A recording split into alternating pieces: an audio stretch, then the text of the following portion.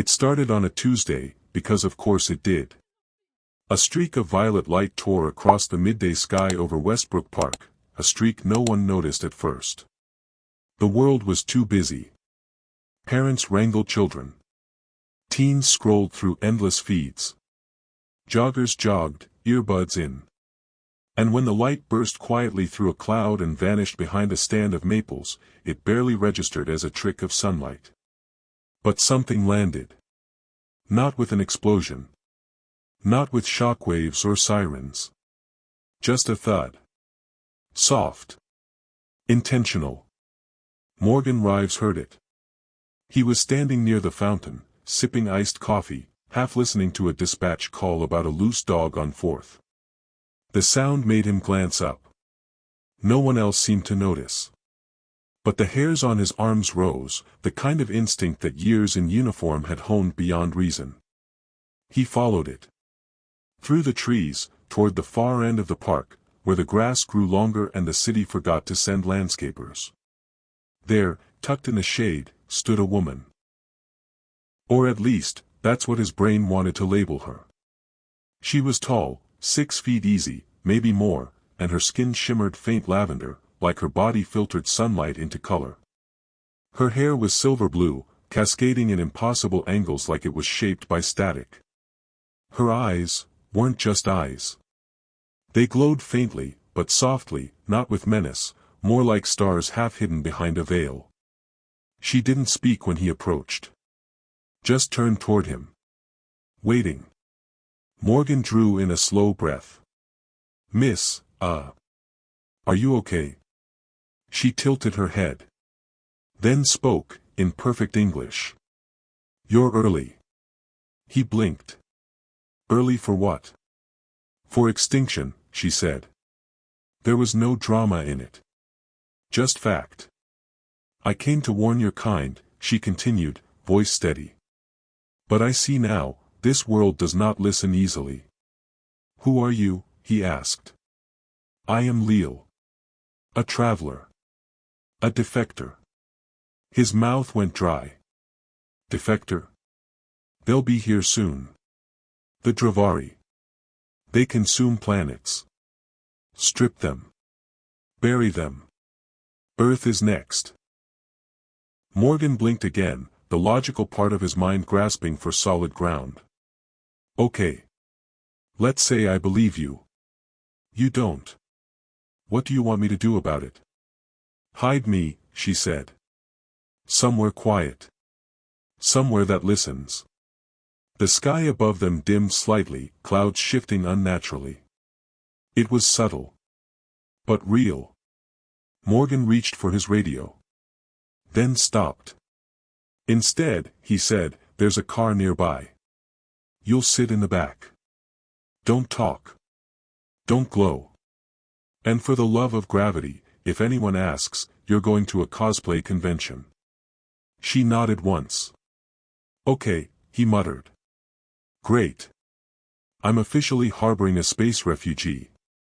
They walked together toward the parking lot. No one noticed them go. Because the world still wasn't listening. Not yet. The car ride was mostly silent, except for the occasional beep from the dashboard and the rustle of Leal's hair as it caught stray sunlight through the rear window. She sat completely still, as if holding her breath, or maybe conserving energy. Morgan glanced back every few seconds, half expecting her to vanish. She didn't. When he finally pulled off the highway and turned down an old gravel road lined with dying pines, she stirred. This place listens, she said. He glanced in the rearview. It's my uncle's cabin. Middle of nowhere. No neighbors. No Wi-Fi. Just a radio and too many books. Perfect. The cabin was small and sagging, but sturdy. Inside, a man in his late 60s sat in a recliner, scribbling in the margins of an ancient astronomy journal. He looked up as they entered, eyes narrowing as he spotted Leal. Morgan didn't waste time. Uncle Theo, this is complicated. Theo rose slowly, setting the journal aside. She's not from here. Leal nodded. That's correct. Theo walked a slow circle around her, as if memorizing each feature. Then he stopped.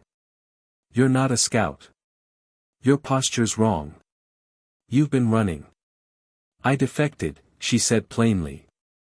The Dravari will follow. Theo exhaled sharply.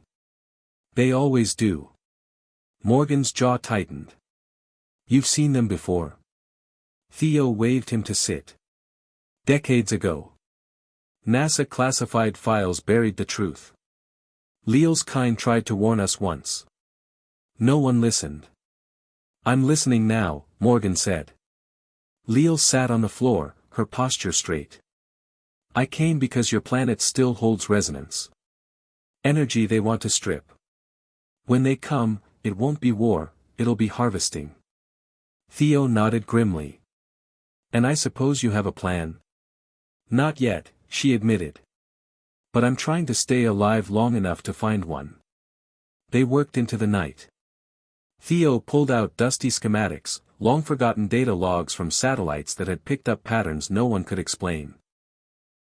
Leal helped reconfigure the generator, drawing energy directly from the Earth's magnetic field with subtle touch-based tech. Morgan mostly watched. And listened. But as the hours passed, he noticed something strange. When Leal stood close to him, her glow softened. Less alien. Less guarded.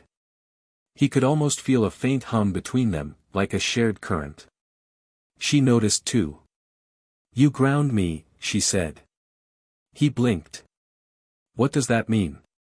I don't know yet. But I think, it matters. By morning, the hum in the air had changed. Leal stood in the field behind the cabin, hands open, eyes closed. Her body moved gently, like she was listening to something deep underground. The grass near her feet vibrated faintly, in rhythm with her breath. Morgan stepped onto the porch with a mug of coffee and didn't say anything. Watching her felt like interrupting a ceremony he didn't understand. Theo joined him, still in his worn robe. She's drawing a field. Probably sensing distortions. They use something like sonar, but with memory. Memory? Morgan asked. Theo nodded. Some planets hold echo traces of past trauma. Extinction, war, even mining. Her kind reads those scars. Leal turned slowly, her eyes now focused. There's something here. Not Dravari. Older. Theo frowned. Older than them? Buried deep, she said. Under layers of concrete, lies, and time. They drove 2 hours east, through a stretch of overgrown forest that once housed a decommissioned observatory. The facility had long since fallen into disrepair, rusted gates, moss-covered domes. But beneath it, behind a hidden hatch, was something neither Morgan nor Theo expected. A sublevel still powered. And guarded. Before they could process what they'd found, floodlights activated. Armed figures stepped from the trees, no insignias, no names. Morgan reached for his badge, but Leal stopped him. They're not military. They're the custodians. Theo paled. I thought they were a myth. Leal raised her voice. I come not for battle, but to uncover what was lost. The custodians didn't lower their weapons. But they didn't fire.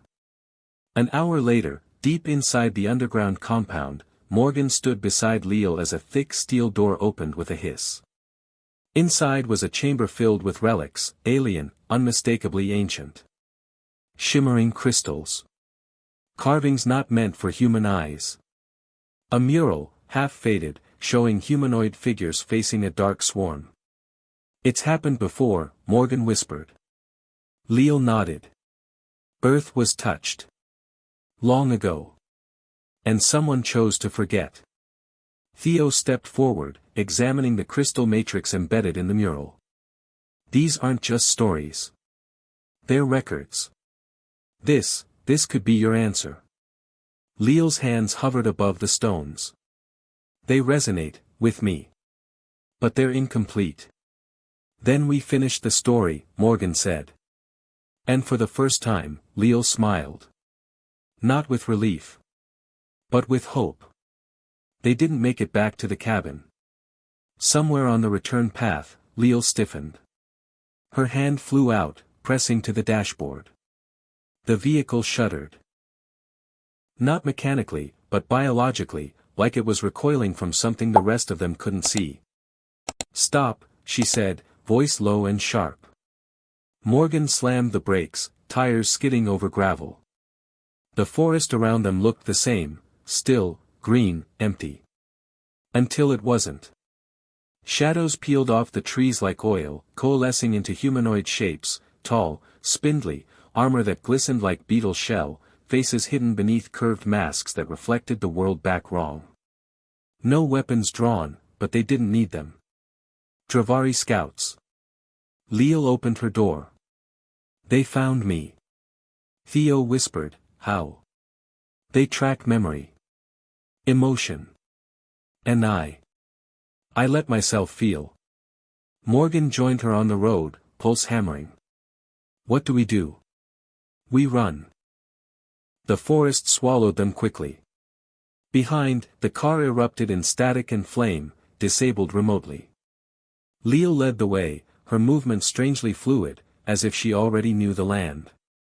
Morgan stumbled once, caught his balance on a root, and felt Leo's hand grab his. A jolt passed through them, not painful, not psychic. Just, real. The world shimmered. And the Dravari behind them staggered. Leo blinked. "Again." "What?" "Touch me again." Morgan, panting, clasped her hand. The forest around them vibrated, leaves quivering, birds scattering. The Dravari hesitated at the clearing's edge. "They can't track us while we're linked," she breathed. "How?" "Our emotions interfere with their resonance detection. We're not synced the way they expect. Because we're different. Because we're together." She pulled him through underbrush, leading them toward a slope where an old service tunnel gaped open, half collapsed. Inside, they found temporary shelter. No lights. Just cold stone and the smell of moss.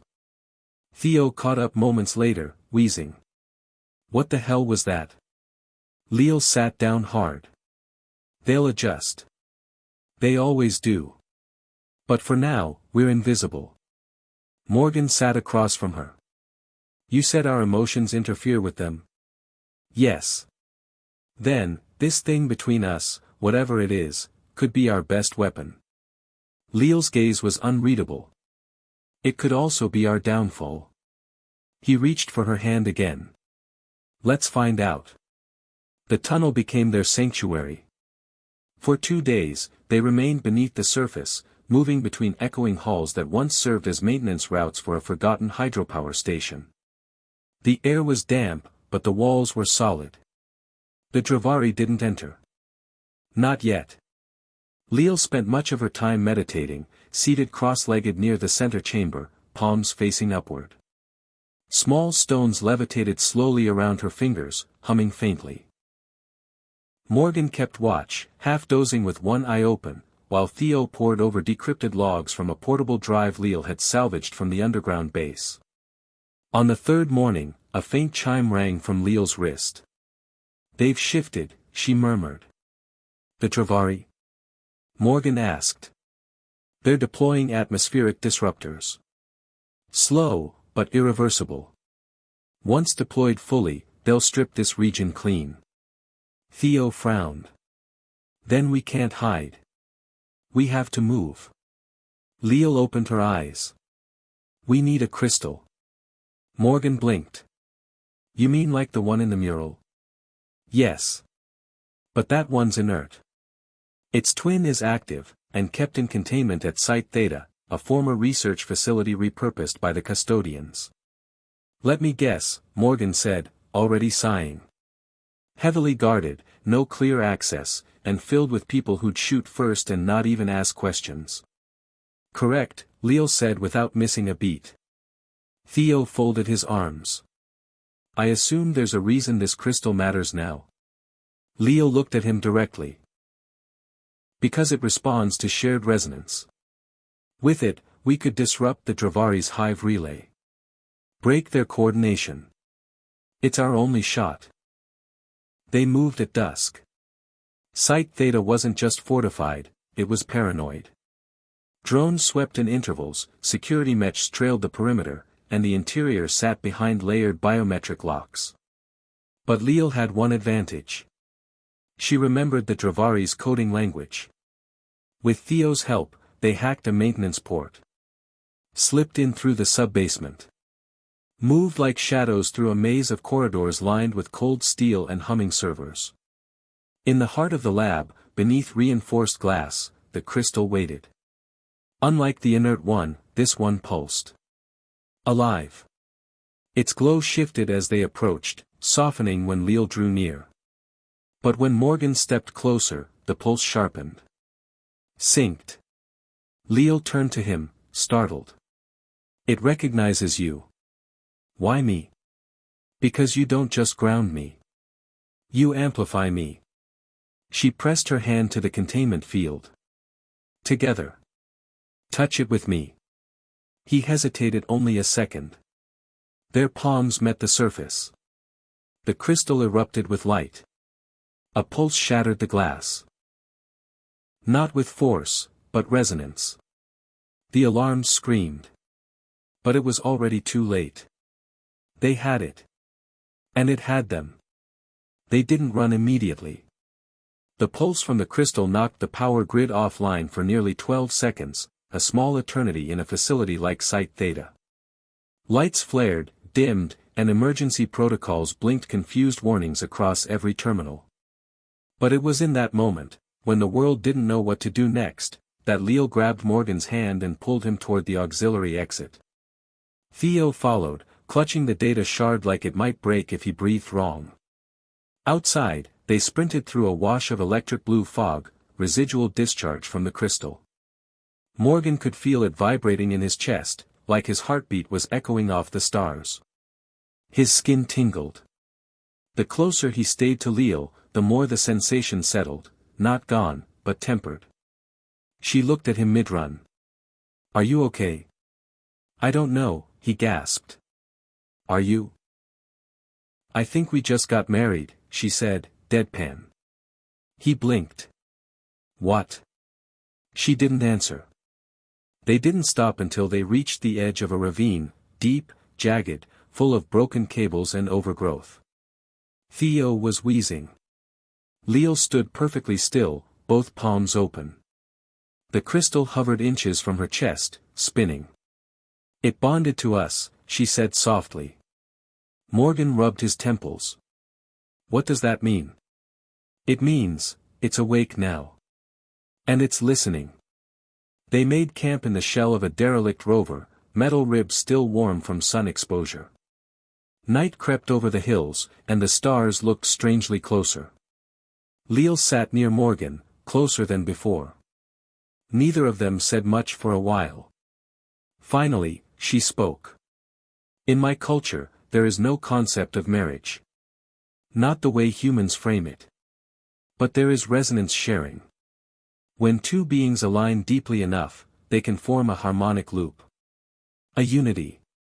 Is that what happened back there? Yes, she whispered. You completed the pattern. The crystal responded to us. Morgan was quiet for a long time. So, we're a weapon now. We're a possibility. Thunder rumbled far off. The sky flashed, not lightning, but energy signatures. Dravari ships were entering low orbit. Time was running out. Morgan reached for her hand again. She let him. Later, inside the rover, the air turned warm. Not heated. Not artificial. Just alive. The crystal glowed faintly as they lay close, bodies curved to each other like puzzle pieces. Skin to skin, pulse to pulse. Leo's breath hitched, half surprise, half surrender. She pressed her forehead to his. This wasn't supposed to happen, she whispered. I know. But it's the only thing that feels real. They didn't speak again that night. They didn't need to. Outside, the Dravari closed in. But inside, something stronger had already awakened. The next morning broke sharp and silent. Distant thunder rolled across the valley, except it wasn't thunder. It was propulsion. The Dravari had landed. Their ships didn't touch down like aircraft. They bloomed. Like mechanical flowers unfolding from the sky, curling spines of black metal into towers that stabbed into the earth and began to pulse. The harvest had begun. Morgan stared through the cracked viewport of the old rover. "They're already sinking to the ley grid," he muttered. "Like roots." Leal stood behind him, fully suited in an energy sheath of her own making, the crystal hovering just above her collarbone. Its glow had changed, no longer steady, now alive. Breathing. Responding to every flicker of emotion in the air around them. "We strike now," she said, her voice quiet but sure. "Before the hive net stabilizes." Theo joined them, loading the last of the cobbled-together tech into a sling. "I've calibrated the disruptor," he said. "It'll amplify the crystal's signal, if we can get close enough to the core ship." Morgan raised a brow. "And by close enough, you mean, inside?"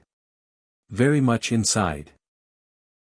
The Dravari hive ship loomed to the south, a massive monolith of shifting metal, half organic, half machine. Its surface moved with a pulse, like it was alive and dreaming. Hundreds of smaller drones floated around it like motes of dust orbiting a dark sun. They moved at dusk. Theo drove a stolen transport while Leal and Morgan lay beneath a cloaking mesh that responded to their shared resonance. The closer they got, the stronger the hum between them. The crystal pulsed, steady and warm. Inside the hive, it was worse than they imagined. Corridors that writhed. Walls that breathed. They stepped carefully, every motion calculated. The deeper they went, the heavier the air became, charged with electric memory. Finally, they reached it. The Nexus. A core of pure neural current, suspended in a fluid orb, Dravari intelligence condensed into a hive mind's heartbeat. Leal stepped forward. "Now." Morgan took her hand. The crystal flared. A pulse erupted, not outward, but inward. Straight into the core. The hive screamed. Drones convulsed. Metal screamed. Patterns collapsed. Morgan held on to Leal as the ship tore itself apart from the inside, structure failing not from weapons, but from confusion. The resonance had disrupted the signal architecture. The Dravari couldn't sync. Couldn't command. They couldn't think. Theo, breathless, shouted into the calm, "It's working." The ship began to buckle. They ran. Barely escaped as the hive ship collapsed inward, metal folding into itself like a dying star. Outside, the sky cleared. And for the first time in days. Silence. Real, clean silence. Leal dropped to her knees, the crystal dimming slowly. Morgan knelt beside her. "We did it," he whispered. She leaned into him, trembling. "We did it together." The cleanup took weeks. Though the hive had collapsed, the world didn't go back to normal overnight. Not when half the satellites were fried from resonance interference, not when cities along the ley lines had flickered through time pockets, and not when thousands had witnessed the sky itself opening like an ancient wound. But the Dravari were gone. Their ships, dormant. Their pulse, extinguished. Earth was scarred, yes, but breathing. Free. Leal stood at the edge of the meadow where the first signal had come down. Her silver-blue hair was tied back loosely now, and her lavender skin shimmered only faintly in the sunlight. The crystal no longer hovered.